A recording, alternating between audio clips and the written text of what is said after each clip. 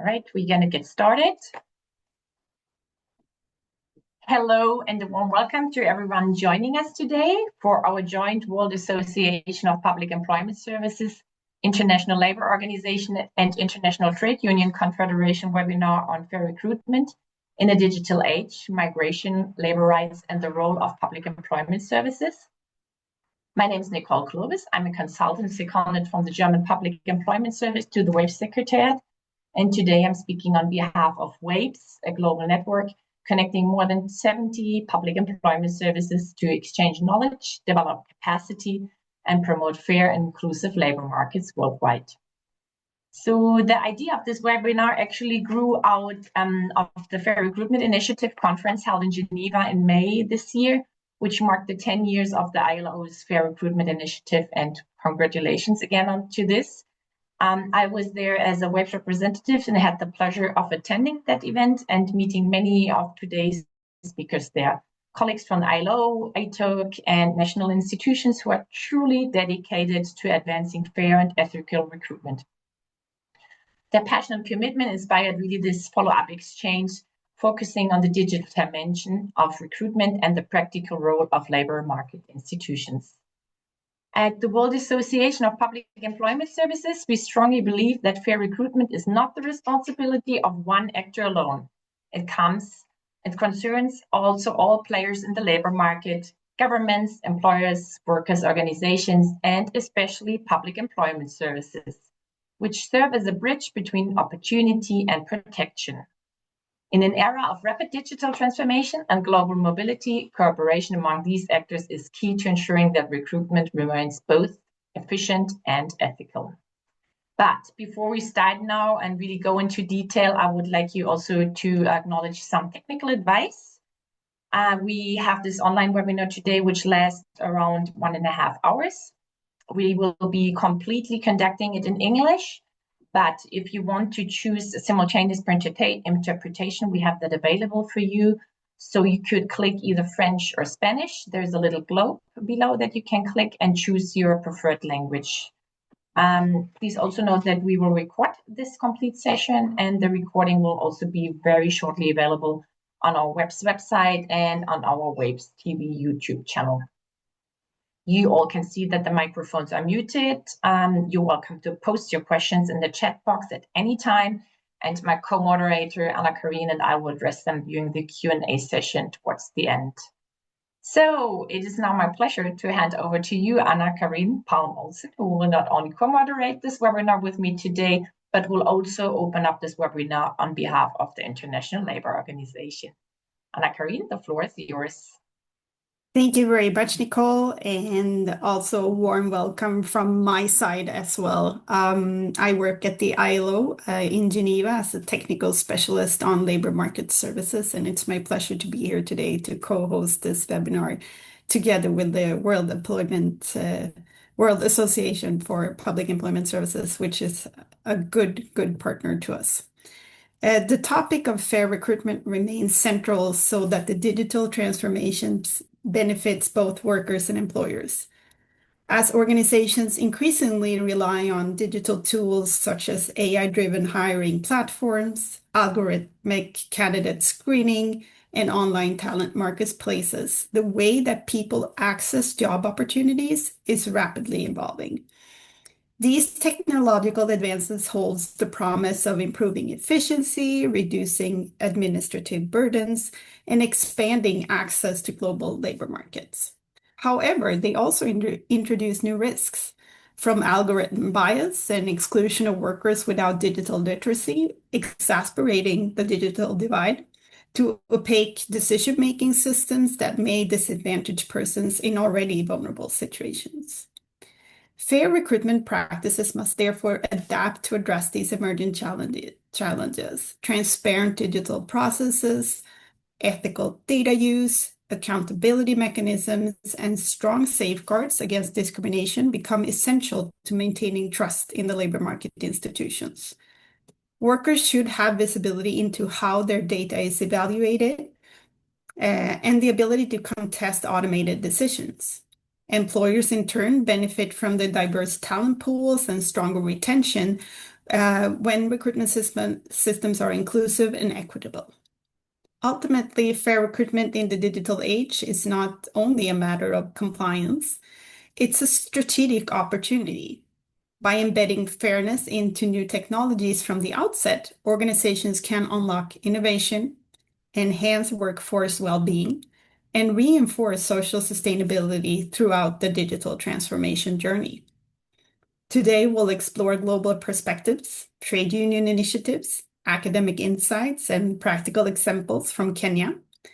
Let's begin with the global overview from the International Labour Organization. And it's my pleasure to introduce my colleague, Ms. Maria Galotti, who has worked with the Fair Recruitment Initiative from the very start and is our real champion and our real expert on this topic. She's a senior technical specialist here at the ILO, who will present the ILO global framework on fair recruitment and discuss how digitalization is reshaping recruitment practices. Maria, it's my pleasure. The floor is yours. Thank you. Thank you very much, Anna Karen. Thank you very much to WAPES for inviting me to this presentation, to this very important webinar. I will indeed introduce the issue of fair recruitment and why the ILO is dealing with these issues. To provide a global perspective indeed on the subject. So if you can put on my presentation, please, I will start by giving you an overview of the global landscape on fair recruitment in the digital world today. So if you can go to the next slide, please. Let me start by making a very clear point. For the ILO, fair recruitment or recruitment of workers is clearly a labor issue. And indeed, it has been described as the origin of decent work. It's where decent work can start, it's where workers can access good employment opportunities, whether or not they cross international borders. So for the ILO, recruitment deals with recruitment inside the international border and through international borders. It protects workers, counters social dumping risk, provides legal level playing field for employers and labor recruiters, and it can indeed support effective and efficient functioning of labor markets. Yet the evidence of the reality is much different, and the links between abusive recruitment and labor migration and forced labor are also very, very clear. Our data show that, for example, migrant workers face a higher risk of forced labor than other workers, that 15% of all adults in forced labor exploitation are migrants. There are nearly 3 times more likely than non-migrant workers to be in forced labor. We also know that this has become a multi-million dollars industry. According to ILO estimates, we know that approximately 5.6 billion USD are generated by illegal profits from illegal fees and costs that are charged to migrant workers who are in forced labor situation. So this, of course, breeds fraud, abuse of workers, and is often linked to operators that work outside national jurisdictions or in violation of international standards. We also know that migrant workers are often most exposed to the risk of paying very exorbitant fees or cost.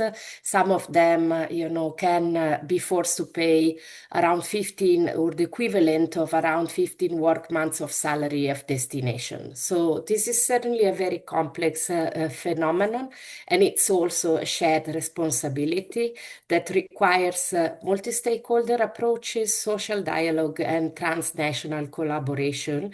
And we know that digital technology and tools play a role in all of these aspects. Next slide, please.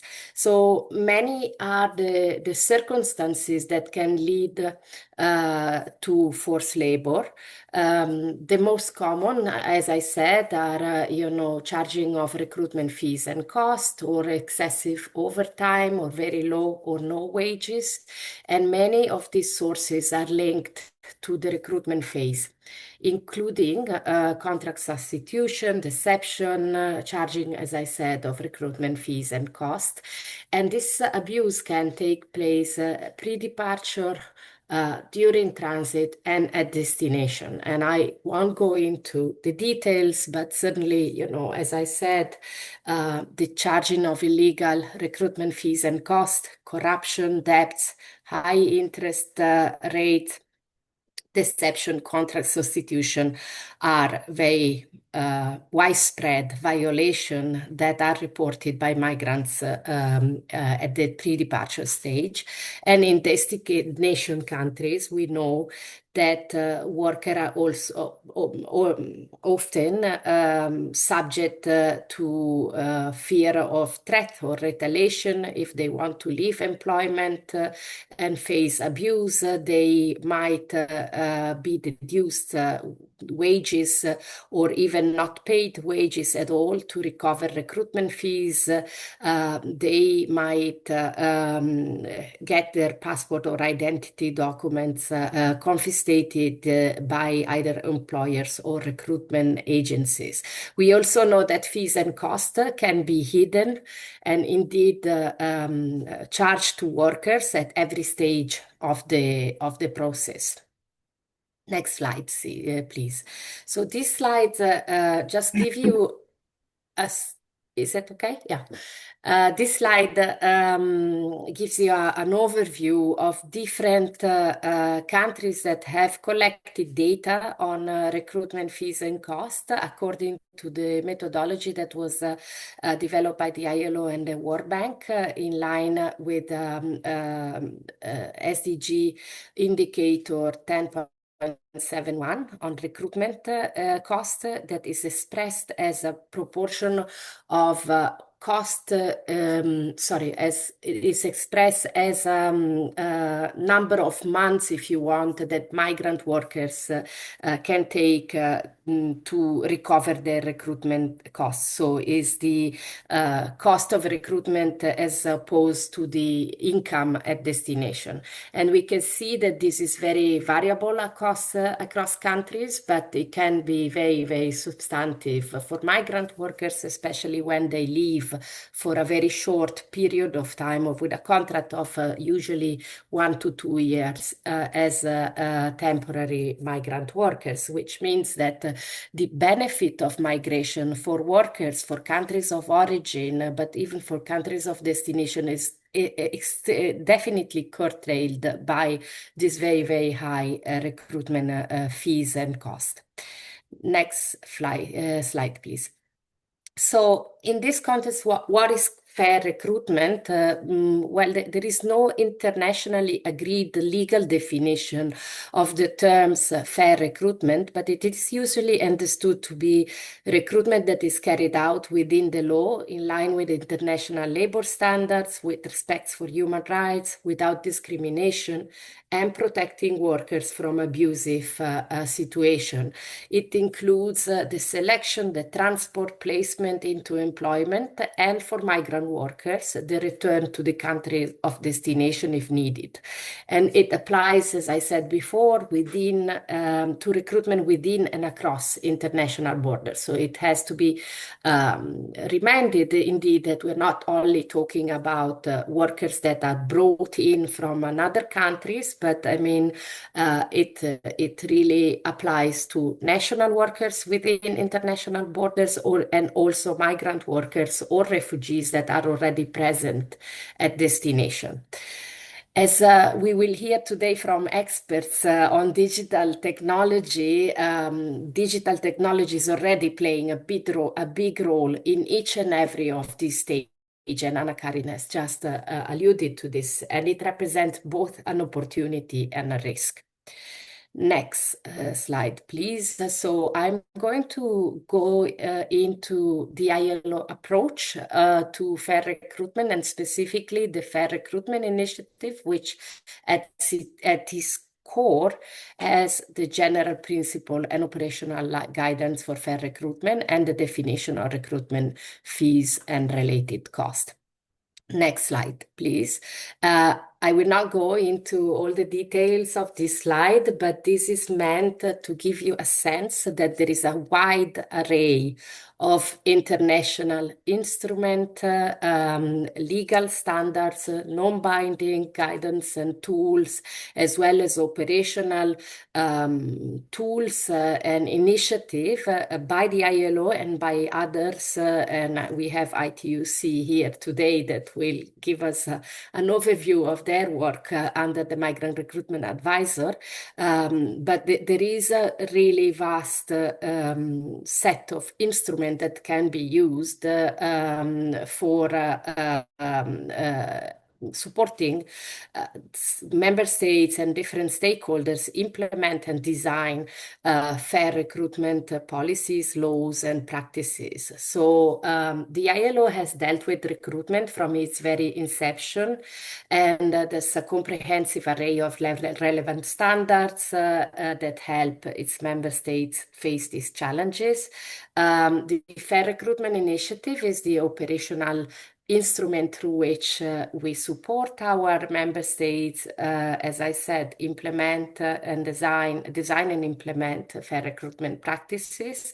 And, just to mention the ILO, the 1998 declaration, the ILO member states have the obligation to respect, promote, and realize fundamental principles and rights at work for all workers, including migrant workers, and, unless otherwise defined, all ILO standards apply to national and migrant workers. So, I mean, it has to be remembered indeed that there is a very robust international labor standards body that does cover migrant workers as well as national and refer to recruitment as well.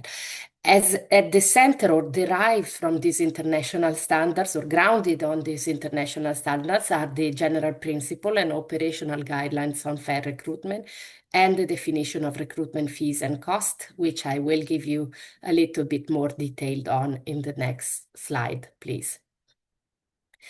So, as I said, to respond to all these different challenges, the ILO in 2014 has launched the Fair Recruitment Initiative as a means to help achieve social justice for migrant workers, while also providing business with the skills and the talents to meet labor shortages and real labor market needs. The Fair Recruitment Initiative is working along 4 interconnected areas: the area of producing and developing knowledge, the area of that looks at supporting member states review and implement laws and policies at national level, and then the 2 interconnected areas that relate with engagement with business and with workers' organizations, so with employers and workers' organizations, 2 very critical actors to achieve fair recruitment to all. The Fair Recruitment Initiative at its core, as I said, has the general principle and operational guidelines for fair recruitment that was adopted by tripartite consensus in 2016, which today is the most legitimate legitimate, if you wish, international non-binding guidance on related to recruitment. As I said, it is derived from international labor standards. This is not a legally binding document, but it has been negotiated and adopted by all the ILO member states. So this is really sort of a piece of guidance that has received consensus at the international level. In 2018, this general principle that you see on the screen, it is divided between general principle that set orient the implementation of at all level and operational guidelines that go more in details on the responsibility of different actors on recruitment, and it was complemented 2 years later by the definition of recruitment fees and cost, which I will cover in the next slide, please. So when the experts met in 2016, they agreed on the very important principle that workers should not be paying any fees and costs to be able to work, but they didn't get the time to agree or discuss what those fees and costs actually mean, what they are in reality. And they then agreed to convene again, and they did so 2 years later, to really describe and define what recruitment fees and costs are. And once that is done, of course, those fees and costs should not be charged to workers. So on these slides, and for lack of time, I would not go into the details of it, but you will see that, there is a distinction between recruitment fees or service fees, related cost, and illegitimate or unreasonable and undisclosed cost.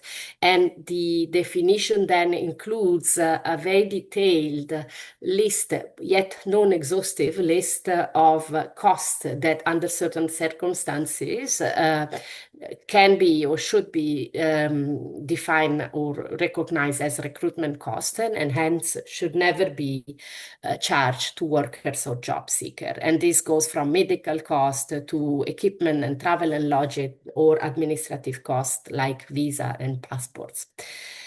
Next slide, please. So going back to the focus of today's discussion, and we recognizing that we are in a rapidly changing world and, rapidly changing recruitment landscape. The question is really, and I think Anna Karin already alluded to it, is under what circumstances can digital technology really be beneficial and facilitate safe and labor migration and fair recruitment? So I think nobody is questioning the fact that it is already playing a big role in all stages of recruitment and migration. But it can carry, as it was mentioned, both opportunities and risks. So the ILO has done some research in this area. We have been working with other partners. I'm certainly not trying to pretend I'm a real expert on it. We have experts in the panel, so I leave them the word on these issues. But we did do some studies, and the one on the screen is one that you can access to. But perhaps just let me go, to next slide, again, to suggest that the first important point that we know is that digital products can and already have facilitating roles, or, at all steps of the journey. Pre-recruitment, recruitment, deployment, employment, return and integration. There is a proliferation of digital technology initiatives, tools that aim, in many cases, to improve the condition for migrant workers and addressing forced labor or facilitating the process itself. Anna Karin already mentioned some of these of such tools, and we'll hear about others, today. Next slide, please. So when we look at the general principle and operational guidelines, and realize this is very small slide, but, the point of it is just that we've tried to make a kind of a correspondence between the 13 principles that the ILO promotes and the possible role of digital technology initiatives and tool in relation to this principle. And we do see indeed that there is a link between all of those principles. That digital technology tools can capture and analyze data to better understand market needs. It can promote or facilitate social dialogue and collective work. It entails automatization and digitalization of administrative procedures. So if we go through each and every of the ILO principle, we will certainly see the role of digital technology tools, but at the same time, and find, that this is already happening. So it's not about whether it happens, it's about what use we can make of it and under what condition this can be beneficial. So my last slide, it's just, if you can move, yes, is digital technology really a game changer for migrant worker protection and fair recruitment? And I think this will be the subject of the panel discussion today. Certainly, we see that it can facilitate labor migration, improve recruitment transparency, but we also know it's not a panacea.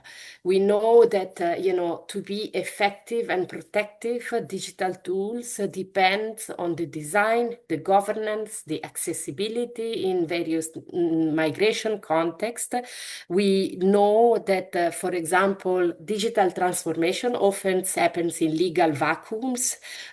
We know that migrant workers often have digital literacies that is low, and that they don't necessarily trust digital platform. They prefer to rely on family and friends networks. We are aware of privacy and data security risk, and most importantly, many of these initiatives are often designed without workers' participation or without, social partners in general, but certainly without, workers' participation. And we know that this is a big challenge, So digital solution offer opportunities for all involved, but are not quick fixes. So I think that is a message I wanted to bring about. It requires modernization of legislation, capacity building of relevant authorities, increased capacity of inspections authorities or enforcement authorities, and, enhancement of digital literacy and skills for workers.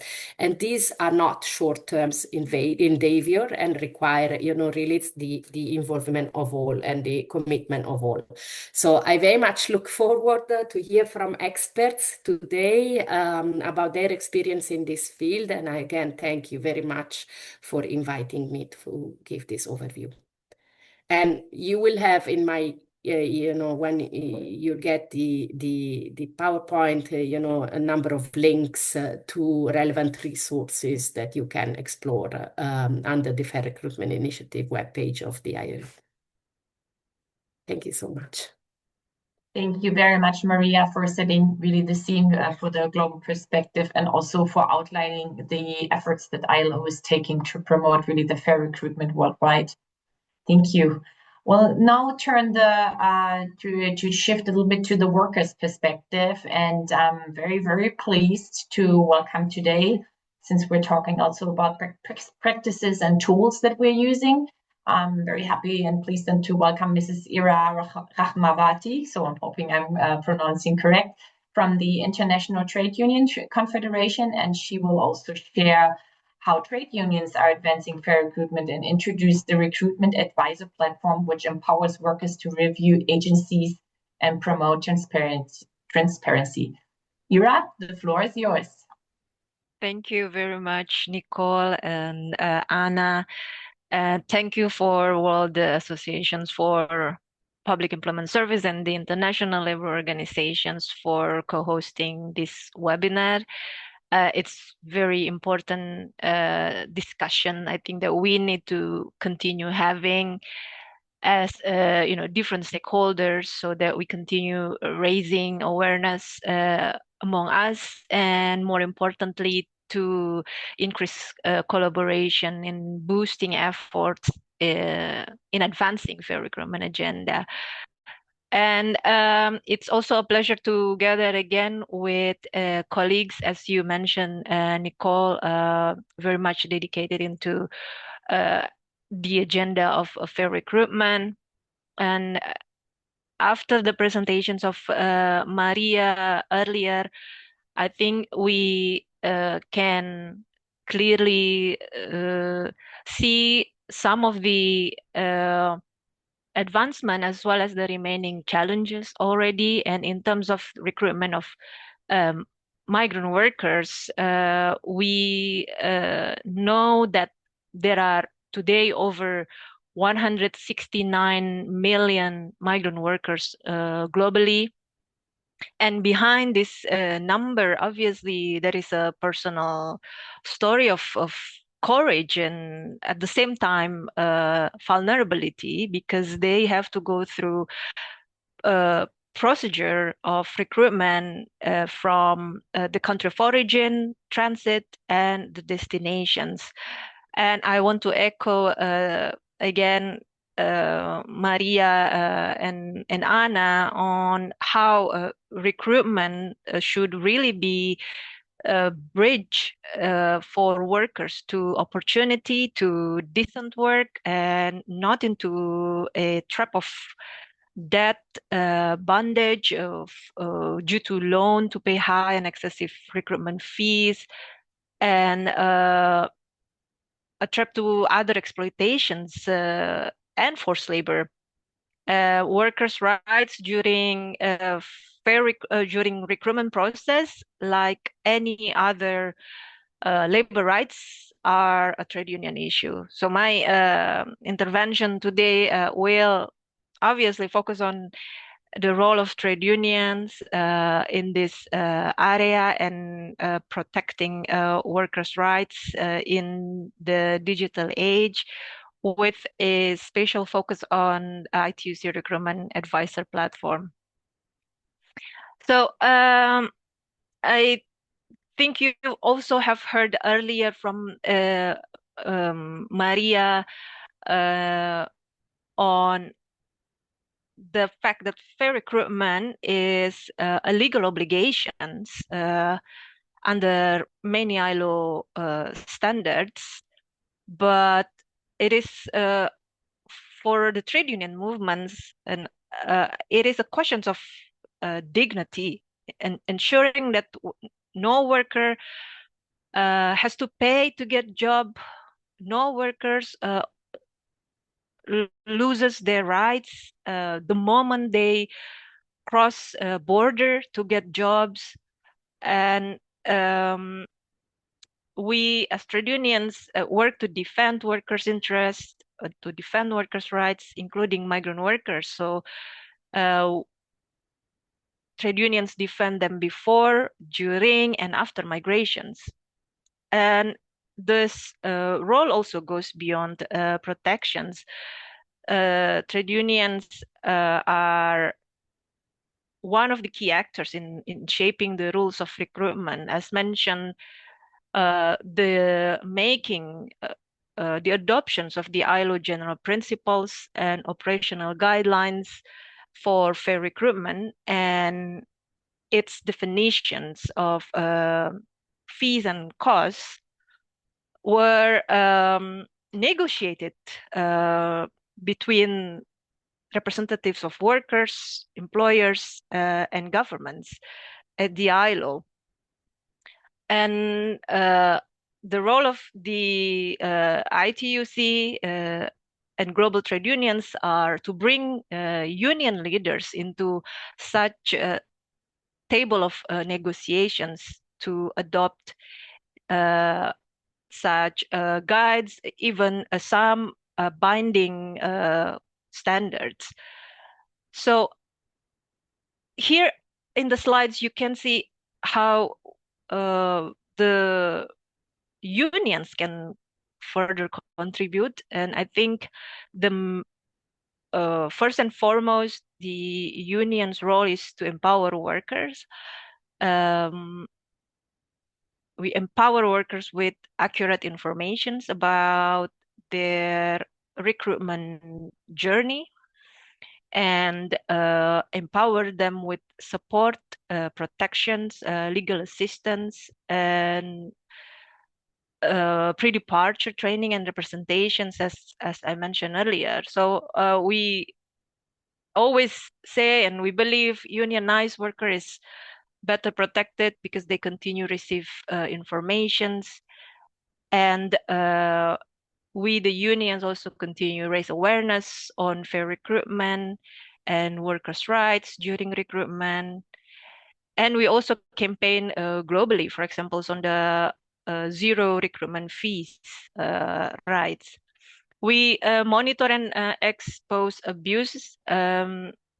We document unfair practices of charging workers excessive recruitment fees, contract substitutions, and deceptions, or even cases that eventually fall under trafficking case.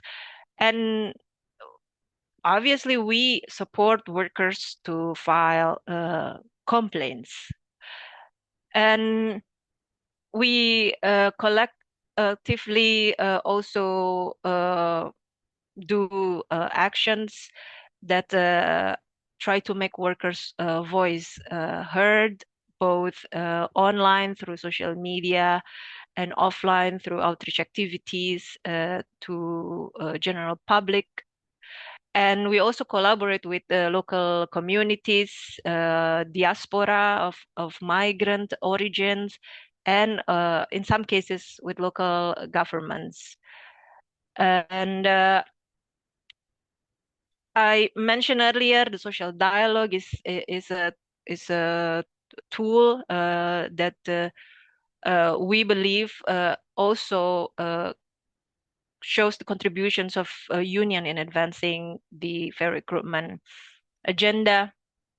And besides that, we also push for ratifications of ILO relevant conventions. You could check again the slide that Maria earlier showed. There are so many relevant ILO conventions to fair recruitment issue. And so we advocate for the ratification as well as the national transpositions of those ratified conventions and its enforcement. Basically, we want to ensure there is no gaps in the regulations of recruitment and enforcement of labor law. Next slide, please. Here are some quick list of concrete initiatives that the trade unions done. Global Framework Agreement, the sectoral trade unions, global union federations, as we call them, have negotiated agreements with some multinational companies where basically the agreement covers guarantee of fair recruitment practices, no fee policies, freedom of associations, and decent work. Some examples there from Building and Woodworkers Internationals with Fancy, French-based construction multinational company, Industrial with Total Energies, Union with IKEA. And the practice of cross-border union corporations is also increasing these days, where the unions from origin and destination countries sign an agreement for a joint effort in protections of migrant workers, sharing data about recruitment agencies, and jointly support workers in cases of abuse. And some of examples here from the NLC Nigeria with the GFBTU in Bahrain, PS Link Philippines with Germany, and GFONT in Nepal, with KCTU South Korea, and I know the Kotu Kenya, for example, also signed a similar MOU with the union in Lebanon called FENASOL to protect migrant workers from Kenya. And the migrant workers resource center, whether it's led solely by the unions or in some practices also jointly with local governments, is used to offer legal advices for workers and migrant workers, and also to support them for filing complaints. And there are many practices of migrant workers resource center from Africa in Kenya, and you will hear more later about the practice in Kenya. And we also know in Indonesia, the ITUC affiliate is working together with the local government there.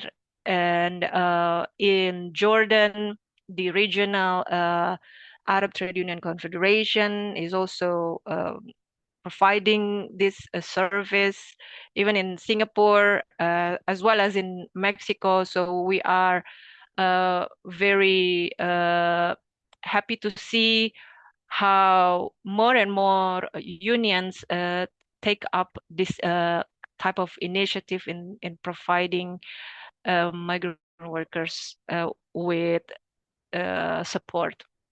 And I think central to today's discussions on recruitment in digital age, we have recruitment advisor, and this is a tool that the ITUC developed with the support of ILO Fair Recruitment Initiative to address the lack of transparency in recruitment.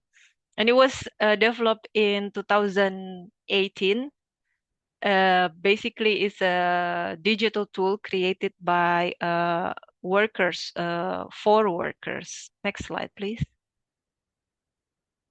And it's a website as well as a chatbot, and it allows migrant workers to anonymously review recruitment agencies, as Nicole earlier hinted, and they can do it in their own language. The workers provide informations on how much recruitment fees they paid, what are the items covered in the contract, or whether or not they even receive a contract before going abroad for the job. They also share about the treatment, whether their workers' rights were respected. And this platform, I think, basically allows recruitment agencies with ethical practices to be recognized, but at the same time, those who are involved in abuse also become visible. The platform also provide informations on law and policy of recruitment in different countries. Next slide, please. I think what is important from this tool is that it try to shift the power from recruiters to workers in the form of informations. And while it creates a global data base of real worker experience, as well as evidence that the unions can use for advocacy and dialogue with the governments and employers, it also strengthens accountability, and no agency wants to be publicly known for exploitation. So here are some lists of how and who can benefit from this tool?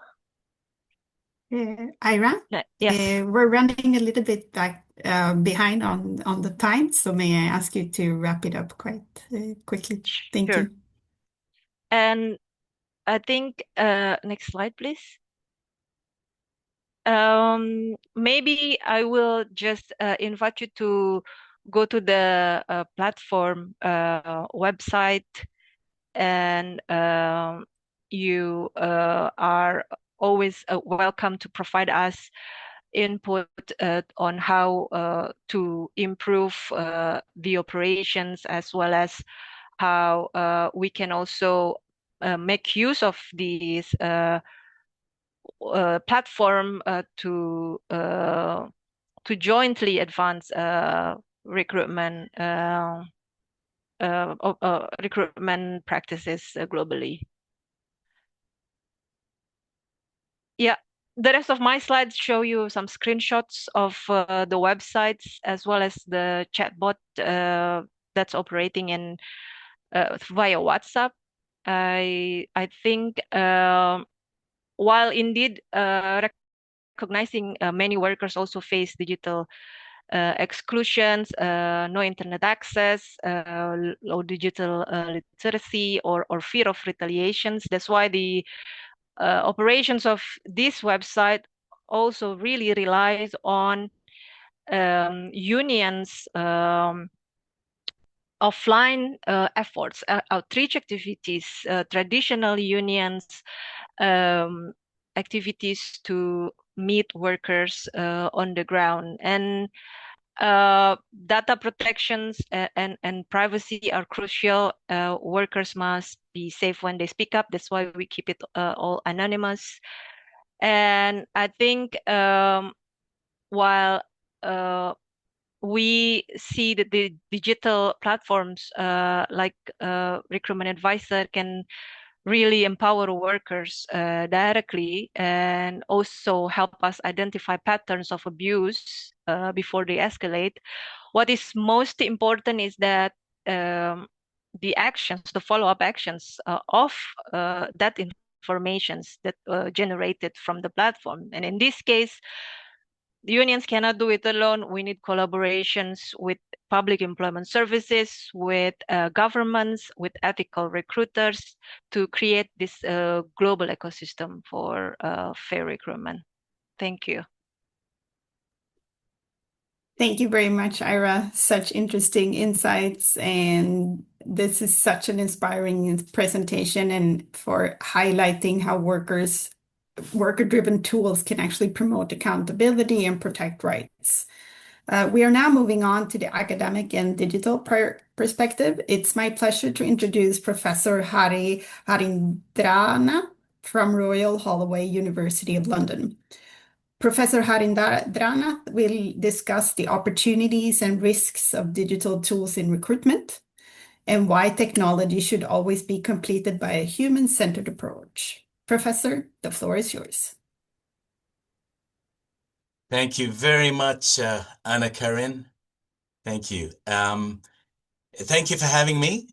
It was absolutely a pleasure to be part of the ILO Fair Recruitment Conference, which is where I met Nicole. So thank you, Nicole, for inviting me to this multi-stakeholder type of discussion around digital technology and recruitment. So it's great to be here. And so I'm going to be focusing on the challenges and risks in the use of digital tools for fair recruitment.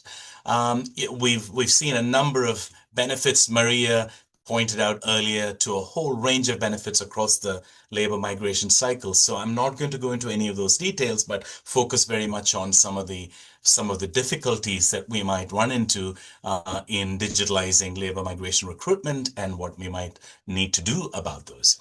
So and also Ira pointed to a really interesting approach from ITUC in terms of allowing migrants, empowering migrants to present their views, their feedback and grievances. So I'll come back to some of these issues later. So the focus here is fair recruitment. So the question then, when I'm thinking about this, my immediate response to that is fair for who?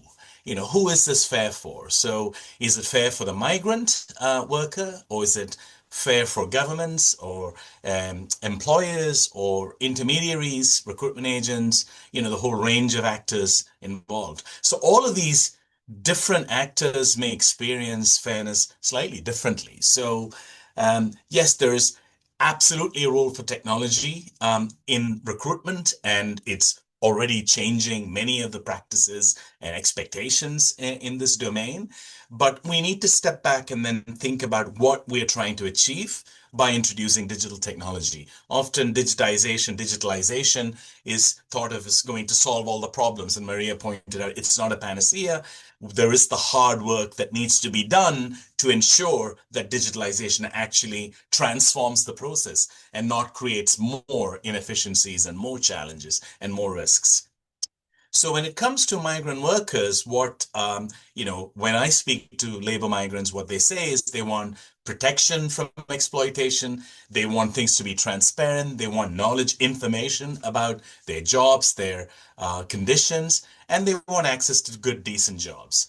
But of course, when digitalization happens, we assume that many of the problems that labor migrants are often vulnerable experience goes away. And it doesn't. Ira and Maria pointed to a number of challenges. There are difficulties in terms of language. There's difficulties in terms of literacy levels, technical literacy in particular, and dependence on intermediaries. And increasingly with AI and all these new technologies that are being used in recruitment, there are additional problems like algorithmic decision making that are not transparent. You don't really have recourse to justice there.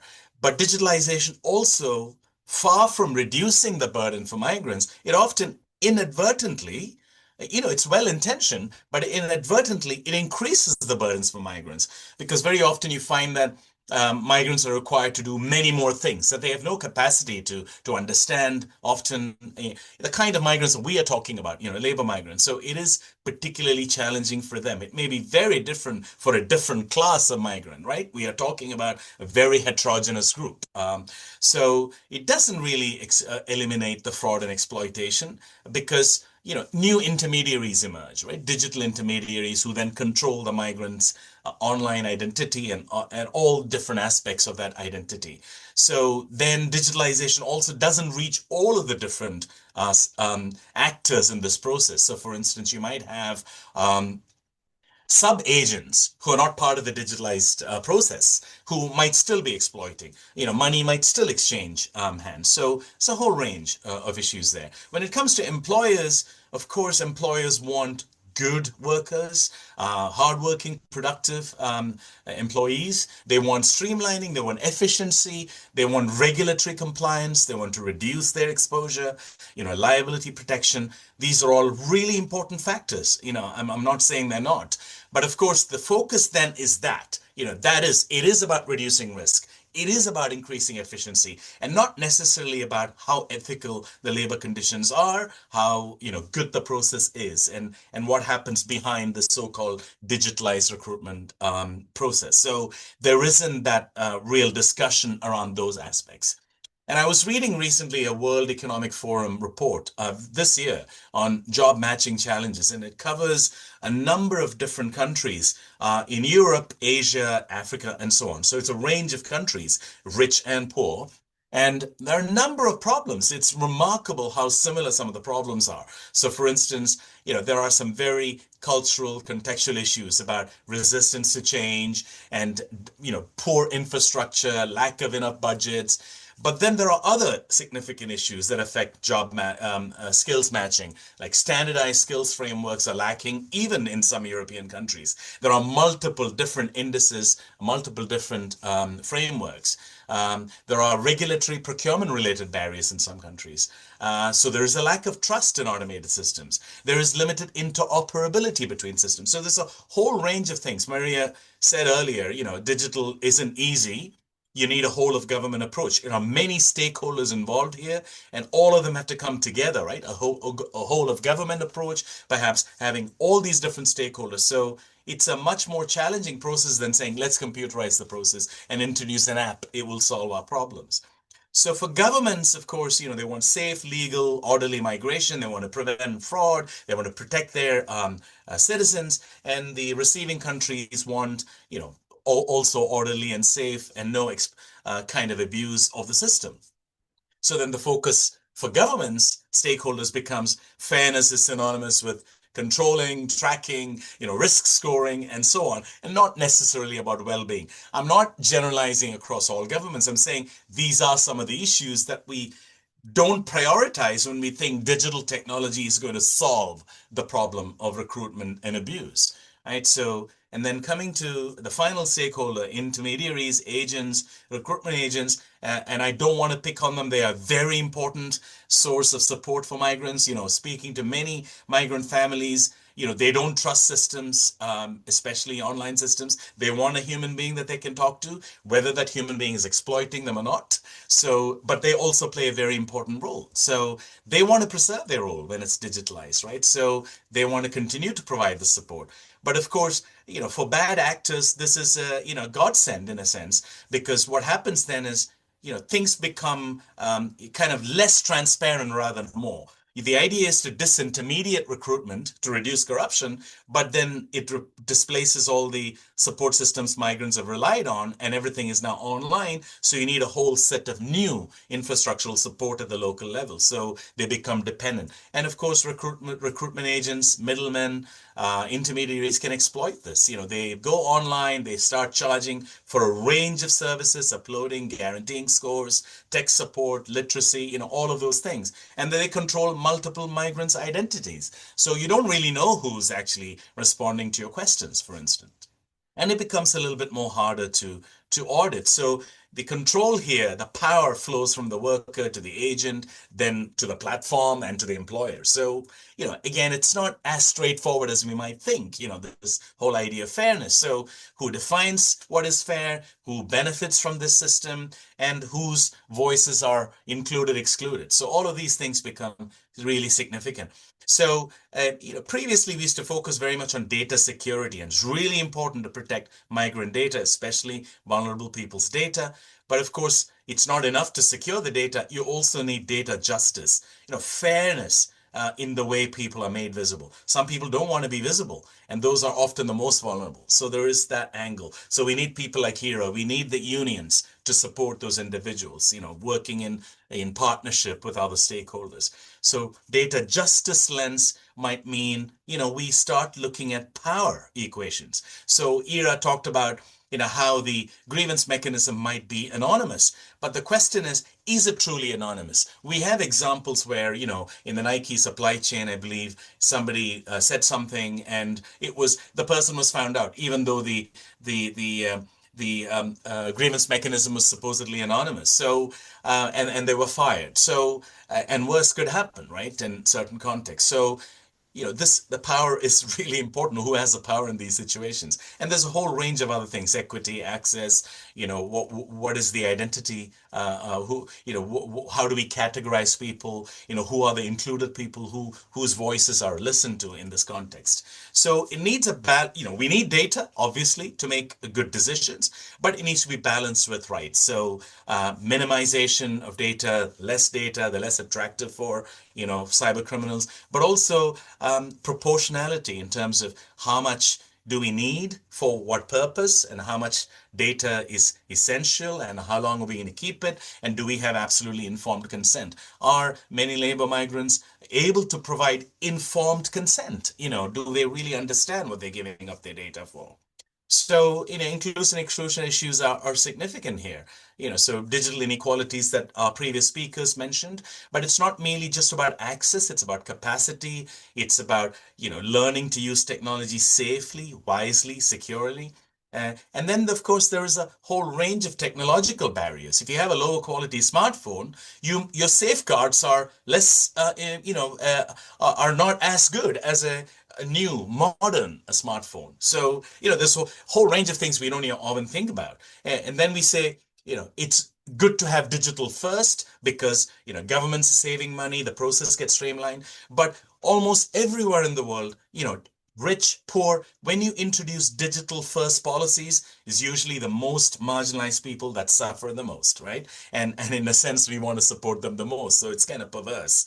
Then there is accessibility issues. Biometrics may not be adequate for certain people with visual, cognitive, challenges, or QR codes may not be easily usable for certain people who can't hold their hands in one place easily. So these are very important matters, but often, sort of not paid enough attention to. So we need to ask these questions. Do digital technologies reduce or exacerbate or simply digitalize inequalities? Do the most vulnerable have the capacity to benefit? And really, is there trust in the system? When I speak to migrants, very few trust so-called migrant apps. We need worker-centric tools, but it is about understanding the context of use. So the problem is not them. The problem is not the migrant and the information-seeking behavior, because they know who they're talking to. They talk to friends, families. But of course, they're also subject to misinformation, disinformation, and so on. But we need to understand the context in which they're working. So, to have responsible digital practices. So to echo Maria, it's not really a panacea technology. Responsible tech means, kind of putting the migrants at the center, start with them, and then we don't end up with lots of money wasted on apps and so on that no one uses. There are so many apps out there, and there are many, many reviews, but very few of these reviews actually talk to the migrants about their experiences of using these apps. So it is a challenge there. So we don't want to disempower the very people we're supposedly focused on, right? So it isn't just about having good intentions or great technology. It's about accountability. It's about power. It's about focusing and building for the most marginalized. So I want to finish by saying, we want solutions. Technology is absolutely part of that equation, but please, let's not focus on technological solutionism, right? Everything reduced to very simplistic, sort of technical fixes. So this requires people to come together. It requires data governance frameworks that support digitalization. It requires proper feedback loops. Don't just extract data from migrants, but actually, yes, it's okay to crowdsource like ITUC does. But then we need, as Ira rightly pointed out, we need the unions and we need civil society, advocacy groups. We need governments to ensure access to justice after this data, this information, this complaint, this grievance is crowdsourced. So no simplistic solutionism, but really hard work in terms of the digitalization agenda, bringing the different stakeholders together, listening to the migrants' voices, and having proper data governance frameworks. I'll stop there. Thank you. Thank you very much, Hari, for some really thought-provoking insights and for reminding all the audience here also really of the responsibility and also for picturing the challenges in digital recruitment. And I think you're right, it's not always this super flowery picture that we are describing here. And we're really, working and dealing with people that are in this most vulnerable situations. And as you have described, they're not always having this knowledge that we are discussing here today. They're probably also not attending these webinars. So for them, it's very, very important to be protected by exactly what you said and what is super challenging to implement for many organizations, and to work with especially these vulnerable groups and the people that are searching for such help. So thank you so much. And that gives us also a perfect transition to go into our best practice here today from our member of Kenya, who will be giving us especially some example how they are working with migrants. And I'm super delighted and happy to welcome today Ms. Winnie Helida, who is the coordinator for the Kenyan Migrant Resource Center, and will be speaking today on behalf of the Director General, Ms. Edith Okoki from the National Employment Authority of Kenya. And she will present Kenya's achievements, challenges, and next steps in promoting fair recruitment. And before you go ahead, I would also like to introduce, after Winnie's intervention, we are also very pleased to have Mr. Stephen Obiro, who is the head of advocacy, consulting, and partnerships at Federation of Kenya employment, and who will also share on the other side the employer's perspective and the importance of the social dialogue. Please, the floor is yours, Winnie.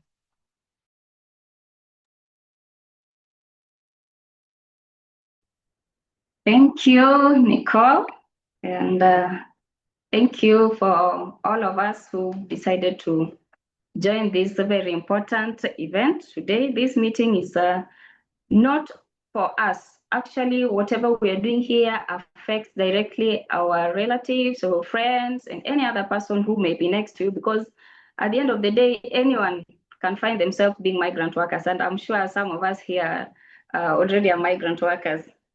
So just as Nicola said, my name is Winnie Helida, and I'm the National Coordinator for Kenya Labour Migrant Resource Centers. And I welcome you to join us as we celebrate our 4th birthday since the inception of the resource centers in Kenya from 2021. So thank you. Our focus today is on, as the other speakers have mentioned, fair recruitment in digital age. And now today we are talking about what Kenya has done. Could you please move to the next slide?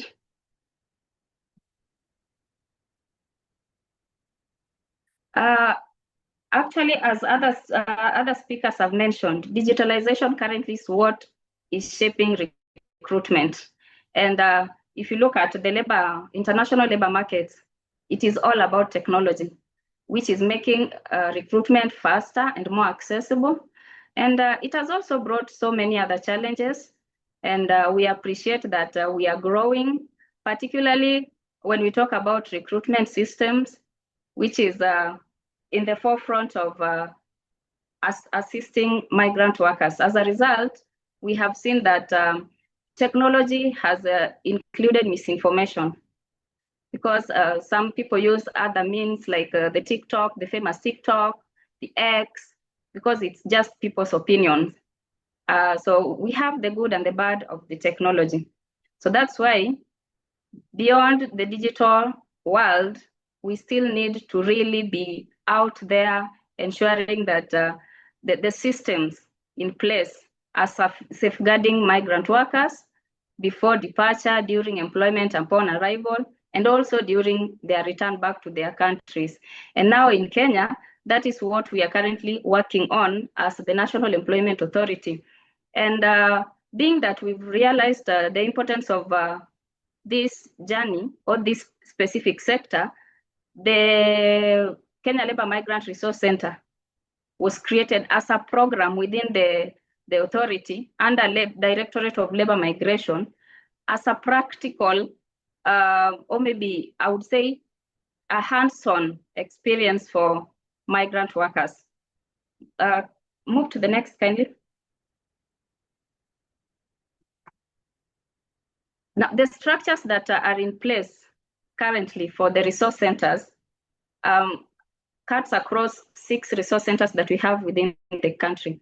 Now, in Kenya, we have both government-run Migrant Resource Center, which is hosted at the Kenyan National Employment Authority, and then we also have one that is run by the trade union KOTU.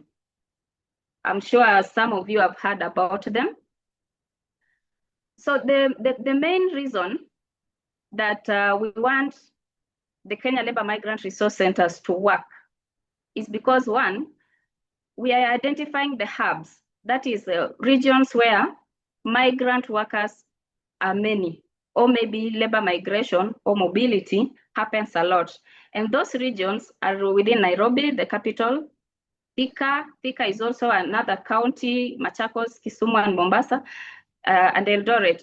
Now, these regions were identified due to the rising numbers of migrant workers and also the many challenges that migrant workers and their families too experienced. So the mission of this is to promote safe, well-informed labor migration and to support the successful reintegration of returning migrant workers. It is important that we hold their hands from the entire migration cycle, from pre-departure, while working, and when they come back. So the resource centers provide accessible information either through the social media platforms. They can use the machines in our resource centers. We provide those machines at the resource centers, and we also have a job center where they can also walk in and be assisted. This information can also be accessed through their mobile phones for those who have smartphones. Move to the next, kindly. So these are the services that are offered within the resource centers. We have the registration and information services, return and reintegration, support services, and referral services. Kindly move to the next.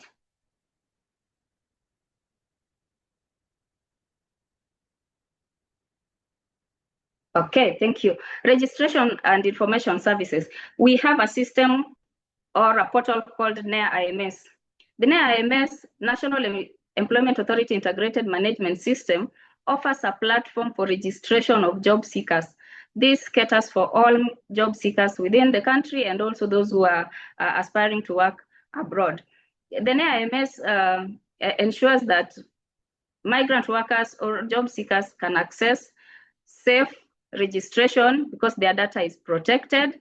And when they register, they're also able to access jobs within the system. And those jobs are verified, whether they are local or foreign jobs, because our embassies assist us with the verification of jobs abroad before it is advertised on the system. This system also offers other services like free career guidance and counseling, and also other technical support like pre-digital assistance.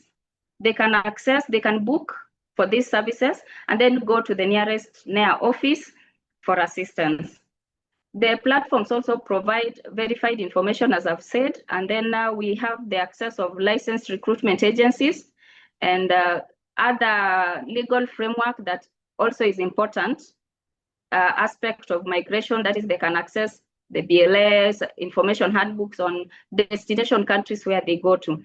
Within that system, we also have an extra website for migrant workers.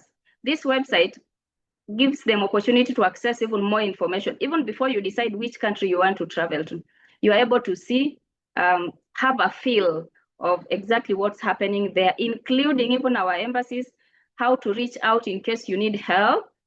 We give contacts and that information, even their location, the physical location. So that's what the registration and information services does.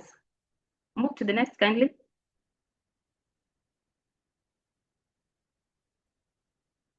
Return and reintegration. The resource center, actually the return and reintegration support is something that we work closely with the partners. And we offer a comprehensive support package for returning migrants, and this includes financial literacy. We have been supported, the resource center staff have been supported and trained to offer free financial literacy training for those who want to leave and also on return. So initially we were only doing it for the returning migrant workers. However, right now we are also doing it before, that is pre-departure, as part of pre-departure training. We also offer psychosocial support, and we are currently having an in-house psychologist who is assisting us with that. Unfortunately, this can only be done at the headquarters, but we have a toll-free line where if the person cannot reach the office in Nairobi, then they can make a phone call, or we can call them as long as they provide us with their contacts. So through partnerships like ILO and IOM, returnees receive guidance. Just the other month, we've received support in terms of business development. They come up with their ideas and they are assisted to pitch businesses. We monitor so that we ensure that they are successfully reintegrated back to the society and that they have sustainable livelihoods. Kindly move to the next. Support services.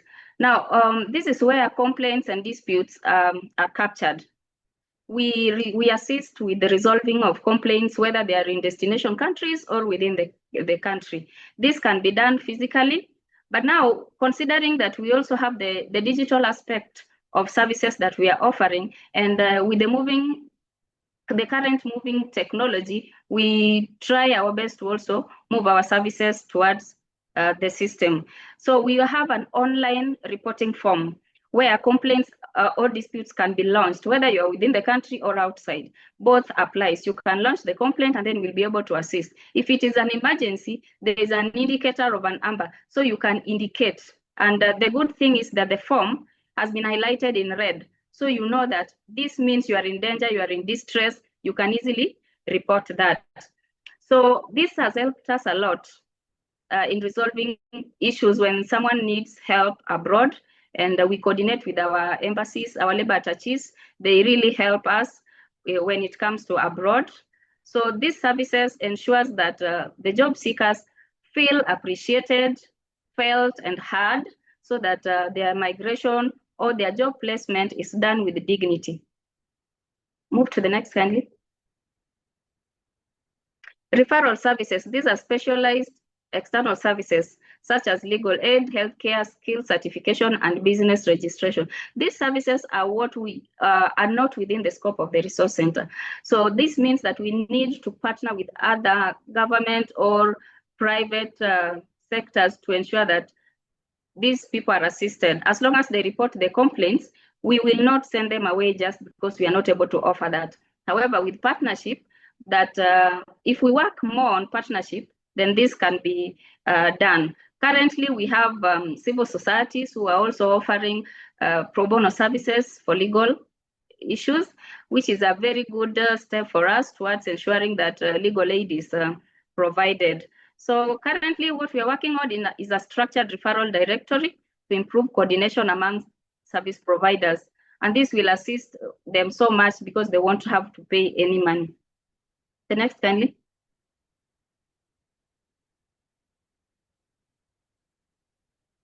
The role of partners in reintegration. As I've mentioned, I want to be a bit fast because of time, so that I don't repeat myself. I've mentioned partnership in the previous comments, and we have ILO and IOM that has really supported us. ILO actually assisted us with the establishment of all these resource centers. They've really held our hands like a little baby, and they've walked the journey with us. So when we succeed, I'm very sure that their representative, Madam Maria, I'm sure you can report back this. This is in terms of numbers. We have seen so much done, because when we talk about reintegration, the first group that was reintegrated were only 13. As we speak now, we have done more than 50. It's still a slightly lower number, yes, but at least we are making progress, and for us, that is very good. So what we are currently looking at is sustainability. How can we have a sustainable reintegration? Because even if today we give them money, or we give them a few materials to support them, will we be able to keep giving handouts or grants? No, we will not be able to have the funds to keep giving maybe startups. So that's why what we are currently focusing on are skills, how to support them so that they can stand on their own. If this person has maybe mental issue, that is, they may be having money, but they do not know how to go about it. Or maybe this person is sick and needs assistance. If we are going to help them so that they can come back to their senses and have a good, healthy work environment, and themselves also are healthy, then they are able to work. So this is what we are currently focusing on, so that maybe in the next 2-3 years, they can have decent livelihoods for themselves. And so we combine both the short-term and long-term reintegration services. Next, please. Sorry, Winnie, I might have to interrupt you. So if we could please go to the 2 last slides of your presentation, the key takeaways, since this is very important to our audience, and we have really limited time, but we would like to hear the key takeaways for our public employment service officers if we could go to these two last slides so that we can also give some time to Stephen to speak also on his behalf. Okay. Technically, I've mentioned almost everything, so it's okay if we move to the takeaways. And we also had a video, but that one is for a success story. Maybe you can share it after. Yeah, Thank we'll you. share it afterwards. Thank you so much, Winnie. Okay, now the key takeaways for public employment officers. The reason why we are focusing on officers, because they are the people who handle these migrant workers directly. So fair and ethical recruitment is a continuous process, as we've said. And so we would really appreciate if each and every employment officer or any person working within the resource centers can support all throughout the migration cycles. That is from the pre-departure, when they arrive, that is on transit, working period until they return back to their countries, because it should be holistic. And we also have to consider the aspect of livelihood, their mental health, and if they're also involved in any kind of legal battle, then they can be assisted. And maybe I talk about what the government has done in partnership with these other actors and what it has brought to us. We have seen increased strong mental health within the returning migrant workers, especially those who were rescued. Those are on forced return. So maybe those are the major two areas that I would encourage other employment officers to go with as a takeaway.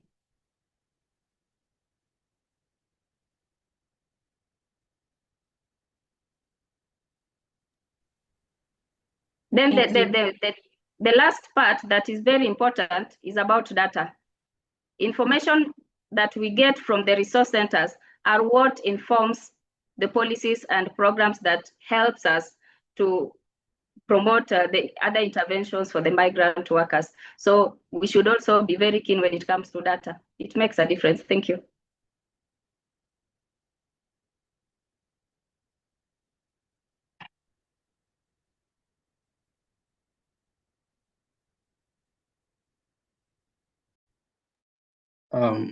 I'm sorry, yes, Stephen, it's your turn. Thank you so much, Winnie. Sorry, I had some trouble with my microphone. Stephen, please go ahead from the employer side of Kenya. Yes, thank you. Let me just highlight a little bit from the employer side, looking at our perspective on ethical recruitment, compliance, and the challenges we see and the role of social dialogue in this whole process. Now, as you know, as the employers organization, we as the Federation, our key work has been looking at the policy space and the legal framework that supports ethical recruitment. And we've been working with government, trying to push and see to it that the legal framework both protects the welfare of the migrant workers, but also promotes the growth of the industry. And part of the things that we've done is to be able to collect what are the kind of inputs and views that we have from the private employment agents and feed it to the government so that then we can improve on our legislation. Apart from that, what we've been also trying to do is to ensure that we promote good practices to the employment agencies. And this we've done. We have an award that we run called the Employee of the Year Award. And here we collect what are the best practices and pass them both to NEA and also to the recruitment agencies, and to see to it that then they observe fair recruitment in whatever they are doing. And we have also looked at, as FKE, in the areas of capacity building, because we believe that some of the violations that we see are due to lack of capacity. And so coming in strongly to ensure that then we support in building the capacity of the key players has been really on our forefront. And then we have also looked at the side of the monitoring of the implementation of the different frameworks that we have that are guiding the fair recruitment in Kenya. And we as the Federation, we've been flagging out what are these issues that needs to be addressed so that then we can be able to ensure that we deal with the challenges of the challenges that inhibit or they make it hard for us to achieve fair recruitment in all aspects. And some of these challenges then, when we flag them out, we realize that the best tool for us is social dialogue to be able to deal with them. And I will just highlight a few of them. One, when the presentation happened from, I think it was ILO, they talked about related costs. And one of the costs that was flagged was a cost related to passports, visas, and all that. And you realize that passports, the people who charge are the government. So on one hand, and this is something that we've always continue to have a discussion with the ministry, how then do we streamline the approach to ensure that then some of these costs are not the migrant workers are supported in a way that they are not able to, when they are not able to meet some of these costs, like even the passports cost, which sometimes in a country like Kenya, it can be really high for many of the migrant workers. And to ensure that we deal with some of these challenges, some also of the discussion that has been, and in social dialogue, has been on the bilateral labor agreements, because we've seen sometimes bilateral labor agreements being entered in, and when they come to the implementation, you realize that there is a lot of violation that will just happen by implementing some of these agreements. And so we have been pushing and having the standard bilateral labor agreements and the guidelines, so that then we have some standards that must be met in these agreements then that support us. And a part of the things we've done also is to push for a policy that we have a challenge, like if I can speak on this side of the continent, where Kenya, Uganda, Ethiopia, and many of the African countries, they are all trying to undercut each other.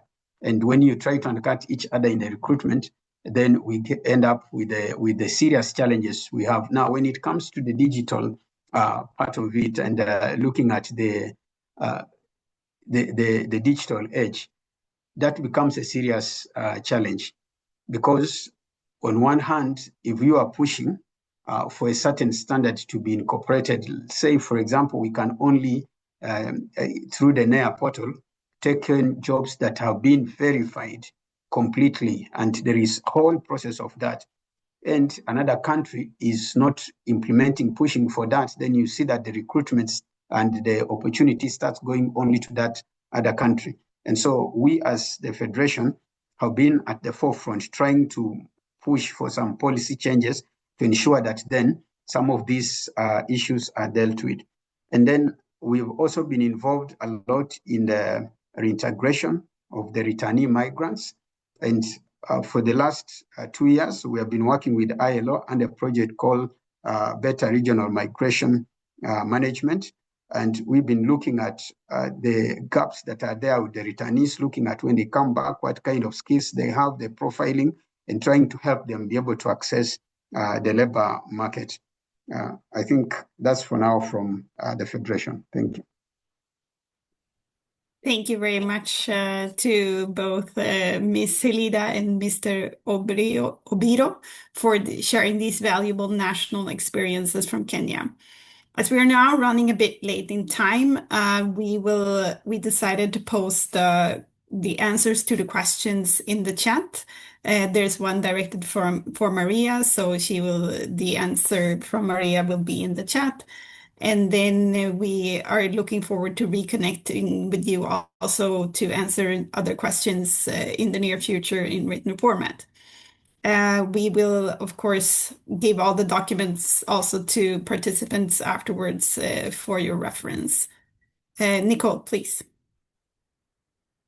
Yeah, thanks so much, Anna-Karin. So I would like to thank you all on behalf of the World Association of Public Employment Services, the International Labor Organization, and the International Trade Union Confederation, on all of our speakers for joining us today. And we really look forward to continuing this very, very important dialogue.